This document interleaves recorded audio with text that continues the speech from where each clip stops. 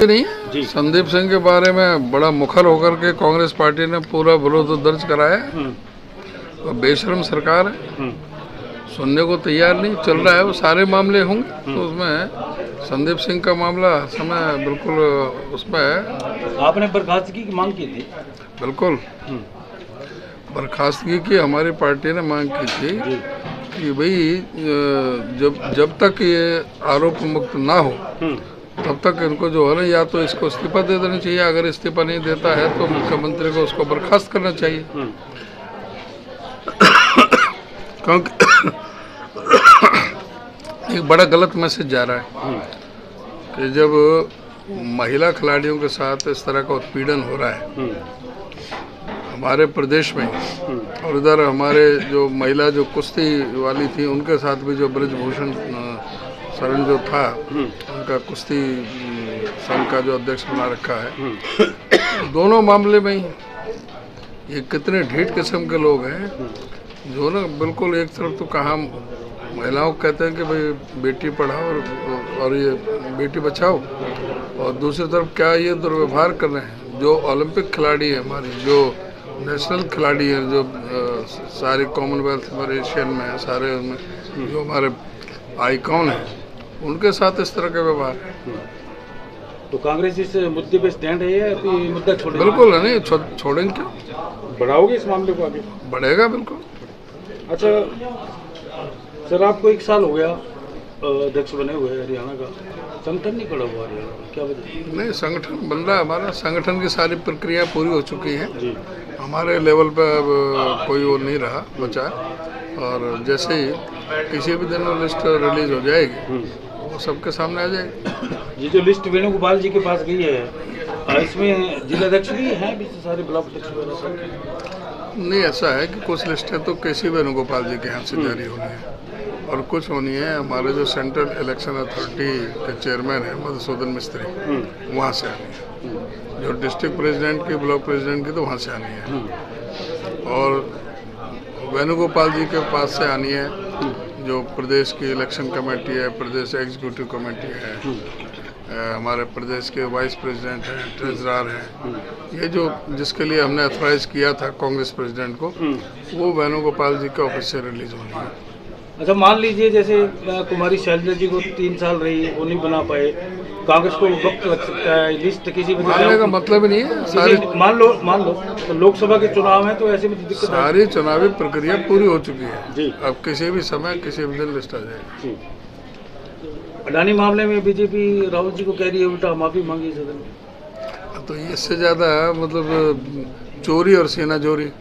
भाई बेशर्मी की बात यह है कि जो राहुल जी ने जो मुद्दे उठाए थे आज तक कभी हिंदुस्तान में क्या विदेशों में भी कहीं नहीं हुआ, किसी भी लोकतांत्रिक देश में नहीं हुआ कि विपक्ष का कोई नेता कोई हाउस के अंदर लोकसभा में, राज्यसभा में कोई प्रश्न उठाता है तो सरकार उनका जवाब देती है।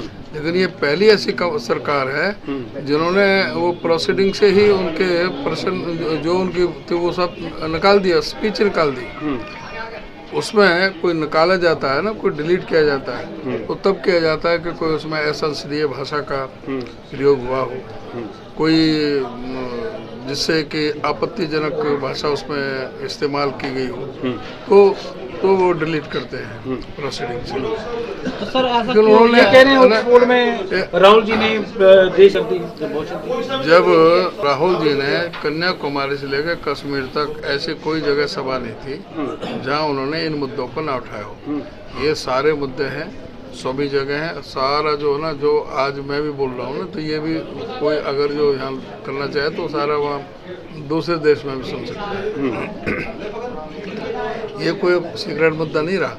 हाँ, लेकिन बेइज्जती की तो अगर बेइज्जती की तो वो प्रधानमंत्री नरेंद्र मोदी ने की थी और 6 बार की थी, 1 बार भी नहीं।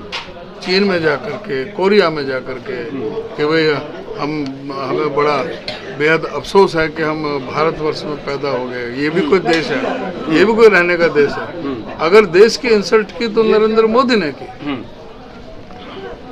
उन्होंने कोई ऐसी बात नहीं की कि जिससे कि किसी देश की कोई गरिमा पे या कोई ऐसे कोई देश के खिलाफ या किसी भी कोई बात हो। अगर देश के खिलाफ बोले तो नरेंद्र मोदी बोले थे। जी सर, ऐसा होता क्यों है कि राहुल गांधी जी कभी भी अपनी बात को रखते हैं तो बीजेपी सरकार की तरफ से कहा जाता है कि माफी मांगे, ऐसा क्यों इसलिए है कि भी यहाँ पर देश पे अघोषित इमरजेंसी लगी हुई है। जो राहुल जी ने कहा उसका परिणाम यही है कि आज जो भी संवैधानिक संस्थाएं हैं, जो लोकतांत्रिक जो संस्थाएं हैं, आज उनकी सबकी क्रेडिबिलिटी पर प्रश्न चिन्ह लगा हुआ है। आज इलेक्शन कमीशन का क्या हाल हो गया है। इलेक्शन कमीशन में आज वीआरएस ले रहे हैं, कल उसको इलेक्शन कमिश्नर बना दिया जाता है। मतलब क्या ड्रामा चल रहा है। सारे जो है देश का क्या पंगु बना कर रख दिया है। सारा जो इलेक्शन कमीशन हो, सीबीआई हो, आपका ईडी हो, ईडी का डायरेक्टर को तीन बार उनको एक्सटेंशन दिया 2-2 साल की। 60 साल का तो रिटायर होता है। क्या मतलब इतना वो ईडी कैसा है कि वो उसको बार बार एक्सटेंशन देने में लगे हुए हैं। और वो सिर्फ जो है विपक्ष पे कार्रवाई करेगा। जो इनमें इनकी पार्टी में पहुंच जाता है वो जाकर के गंगा नहा जाते हैं, वो सारे पवित्र हो जाते हैं जाकर वहाँ जाकर के।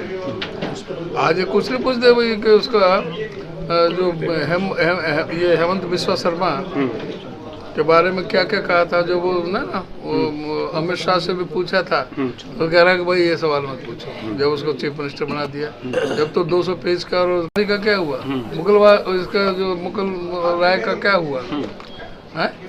यहाँ पूरी सरकारें गिरा दी उसके महाराष्ट्र की। उनके सारे शिवसेना के पहले ईडी के छापे डाले, सीबीआई के इनकम टैक्स के छापे डाले और उसके बाद में तोड़ के उनको सरकार बना दी। मतलब आप ये तो पूरा जो सुप्रीम कोर्ट ने इनको बेनकाब कर दिया कल इनको। मतलब आप कह रहे हैं बीजेपी में शामिल हो जाना मतलब ईडी और सीबीआई से क्लीन चिट है। हाँ, वो तो कहा है। जो वहाँ वो है उसका जो वो नायक क्या ऐसा नाम था उसका वो आ रहा है। उसने लेटर लिखा उनको उस समय के मुख्यमंत्री उद्धव ठाकरे जी को, क्योंकि आप बीजेपी में शामिल हो जाओ, नहीं तो जो ना हम सब पे वो मुसीबत आएगी। और बीजेपी में शामिल होने से, बीजेपी के साथ सरकार बनाने से हमारे सारे वो हट जाएंगे। 8 कम से कम जो विधायक थे उन पर ईडी के और इनकम टैक्स के केस थे, वो सब बंद हो गए, सारे बंद हो गए। वो जो इनके आगे नहीं झुके वो आज भी नवाब मलिक और वो अनिल देशमुख, वो और उनको ये बताया कि भाई केस ही नहीं बनता। कोर्ट से, हाई कोर्ट से उसको ये हुआ कि भाई तो केस ही नहीं बनता, झूठा केस था। विपक्ष के आदमियों को तो झूठे केसों में फंसाया जा रहा है और उनको जो ना वो डालते उनको वो क्लीन चिट दे दी जाती है। चलिए, एक आखिरी सवाल है हरियाणा से संबंधित। आप हरियाणा के कांग्रेस के प्रदेश अध्यक्ष हैं। आप मानते हैं कि मनोहर सरकार ने 9 साल में विकास कार्य किया? अगर किया है तो आप 100 में से कितने नंबर देंगे? 0। इन्होंने विकास काम ऐसे किया कि जो हरियाणा का 60,000 करोड़ का कर्जा 3,17,000 करोड़ पर पहुंचा दिया। आज हरियाणा में जो बच्चा पैदा हो रहा है अपनी माँ के पेट से, वो 1,18,000 रुपए का कर्जा लेकर के पैदा हो रहा है। आज जो है ना सारा जो पीपीपी को परिवार पहचान पत्र को हथियार बना करके 5 लाख बुजुर्गों की पेंशन काटी है, 10 लाख गरीबों के पीले राशन कार्ड काटे हैं। इन्होंने स्कूल बंद किए। सरकार का काम स्कूल बंद करने का है, खोलने का है। स्कूलें बंद कर दिए, अस्पताल में डॉक्टर नहीं, तो स्कूलों में कहीं कोई अध्यापक नहीं, कॉलेजों में लेक्चरर नहीं, कहीं भी सारी जो व्यवस्था पंग होकर रह गई है। ये जो ना जाके 5 स्टार होटलों में अपनी मीटिंग करते हैं और अपना घी पी रहे हैं, राज कर रहे हैं। नहीं, मनोहर सरकार तो गई थी, कांग्रेस ही कर्जा चढ़ा के गई थी, हमने तो सुधारा। कांग्रेस ने 60,000 करोड़ का कर्जा जो हुआ ना कांग्रेस 48 साल में, सुनो 48 साल में 2014 में 60,000 करोड़ का कर्जा था। ठीक है। उसमें जो ओडा साहब ने 32,000 करोड़ का कर्जा लिया था, उसमें 4 बिजली के बड़े बड़े पावर स्टेशन लगाए थे। इन्होंने तो 1 यूनिट भी पैदा नहीं की। ओडा साहब ने बल्लभगढ़ तक मेट्रो पहुंचाई थी, मानेसर तक जो इसको मेट्रो पहुंचाई थी, इधर बहादुरगढ़ तक मेट्रो पहुंचाई थी। 6 रेल की लाइन जो है ना वो बिछी और कितनी वो यूनिवर्सिटियाँ और मेडिकल कॉलेज और कितने बनाए थे हुड्डा साहब ने जो कर्जा लिया वो तो दिखाई दे रहा है। इन्होंने कर्जा लिया वो कहाँ है? वो कर्जे को कहाँ पी गई है? तो कहाँ गया कहाँ जी वो कर्ज, वही तो पूछ रहा हूँ। पेटों में। सर भाई ये बताएं इनका काम है, हम पूछ रहे हैं, ये बताएं ना। ठीक है। उसमें 31% तो ब्याज में ही जा रहा है। कर्जा को ब्याज चुकाने के लिए और कर्जा लेते हैं हर बार, कर्जा बढ़ाते जा रहे हैं। जी सर, नीलोखड़ी में पहुंचे हैं। नीलोखड़ी में चुनावी माहौल भी अभी आपने देखा, जिस प्रकार से चर्चा चल रही थी चुनाव को लेकर के विधानसभा की, आपका क्या कहना है इस बारे में? और लोगों में बड़ा जोश और उत्साह है, तभी तो जो है ना कांग्रेस के प्रति इतना लोगों में है। कितने, हर एक विधानसभा में चले जाओ, बहुत लंबी लंबी लाइन लगी हुई है कैंडिडेटों की। सारे अपनी मेहनत कर रहे हैं, प्रयास कर रहे हैं। और आप देखोगे इनका तो झूठा नारा था 75 पार का, कांग्रेस 80 पार करके दिखाएगी और ये सिंगल डिजिट में रहेंगे। सर अंतिम सवाल ये है कि एक तरफ तो नॉन चार्जिंग बिल लिए जा रहा है इलेक्ट्रिक का, दूसरी तरफ जिसका 9,000 बिल आया था उसका राशन कार्ड काटा जा रहा है। ये कौन सी पॉलिसी है जी? मैं यही बात कह रहा हूँ कि इनकी सारी पॉलिसी गरीब लोगों के, आम आदमियों के विरोध में है। बिजली का आप ये बताएं कि हुड्डा जी जब 2010 में अदानी पावर से समझौता किया था 1424 मेगावाट का बिजली का, ₹2.94 के हिसाब से किया था।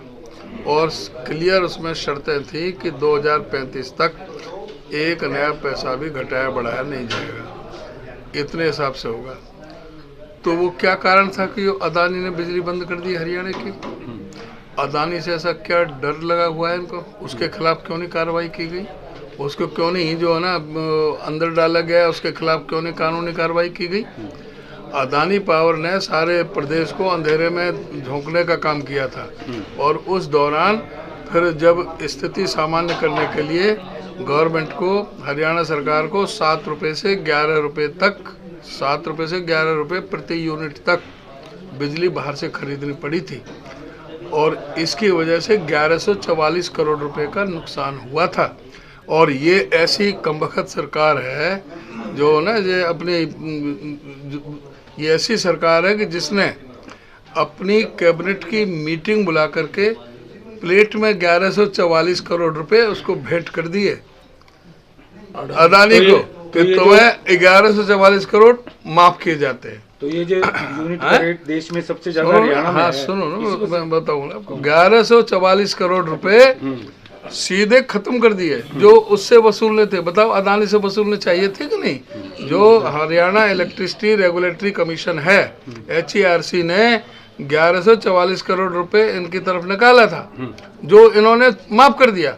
और जो ₹2.94 प्रति यूनिट का था, वो इन्होंने जो दूसरा नया समझौता किया, एक तो 1424 मेगावाट की जगह 1200 मेगावाट का किया और ₹3.20 के हिसाब से किया। और 1200 मेगावाट का मतलब ये 224 मेगावाट इन्होंने बिजली सरेंडर कर दी, उनके आगे आत्मसमर्पण कर दिया। अदानी से ऐसा क्या रिश्ता है? असल में क्या संबंध है?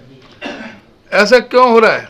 ऐसा अदानी ने क्या, जो प्रदेश में इन्होंने अदानी से क्या एडजस्टमेंट हुई है इनकी, तो ये बात खुलनी चाहिए।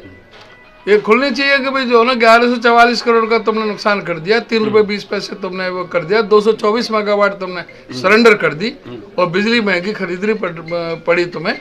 और अब जो है बिल उल्टे सीधे आ रहे हैं सभी जगह, सभी लोगों को, आम आदमी को परेशान किया जा रहा है। अच्छा उदयभान जी, कांग्रेस के संगठन की एकता पर ना काफी सालों से ग्रहण लगा है, ये छूट नहीं रहा। कोई ग्रहण नहीं लग रहा, कांग्रेस बिल्कुल एक है और सारी प्रक्रिया पूरी हो चुकी है और बहुत जल्दी आपके सामने लिस्टें आ जाएंगी। राजीव अब नजर नहीं आ रही बिल्कुल।